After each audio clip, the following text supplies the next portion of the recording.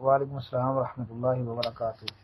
جی محترم بھائی نے اس روایت کے متعلق سوال کیا ہے کہ امام کی قرات ہی مقتدیوں کی قرات ہے، تو جب امام کی قرات مقتدیوں کی قرات ہے تو فاتحہ پڑھنے کی ضرورت نہیں ہے۔ اس روایت کے بارے میں پوچھا، کہتے ہیں وضاحت کرتے ہیں۔ محترم بھائی یہ روایت ثابت نہیں ہے، سنن ابن ماجہ کے اندر 850 نمبر پر یہ روایت موجود ہے، اور اس کی سند میں ایک تو ابو زبیر مدلس ہے، جس کا میں نے پہلے بھی اسی بھائی نے سوال کیا تو میں نے جواب عرض کیا تھا ابو زبیر کے والے سے کہ وہ مدلس راوی ہے۔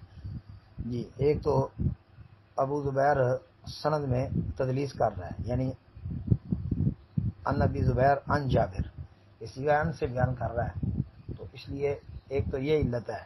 دوسری علت جو مرکزی علت ہے وہ ہے جی سند میں جابر جوفی کذاب راوی ہے، جابر جوفی کذاب، جھوٹا، حتیٰ کہ امام ابو حنیفہ رحمۃ اللہ علیہ کا قول ہے صحیح سند کے ساتھ ہے، انہوں نے کہا کہ میں نے بڑے جھوٹے دیکھے ہیں لیکن جابر جوفی جیسا جھوٹا کوئی نہیں دیکھا۔ تو اب اس روایت کے راوی پر خود حنفیوں کے بڑے امام جس کی وہ تقلید کرتے ہیں ابو حنیفہ، وہ اس پر جرح کر رہے ہیں، تو کم از کم امام ابو حنیفہ کی جرح ہی مان لیں۔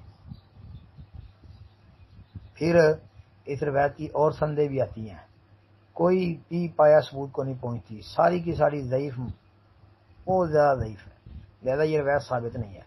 تو فاتحہ جو ہے یہ فرض ہے، امام پر بھی مقتدیوں پر بھی۔ جی امام ہے مقتدی ہے، فاتحہ فرض ہے، فاتحہ کے بغیر نماز نہیں ہے، اکیلا ہے تب بھی، یعنی ہر نمازی کے اوپر فاتحہ فرض ہے۔ السلام علیکم ورحمۃ اللہ۔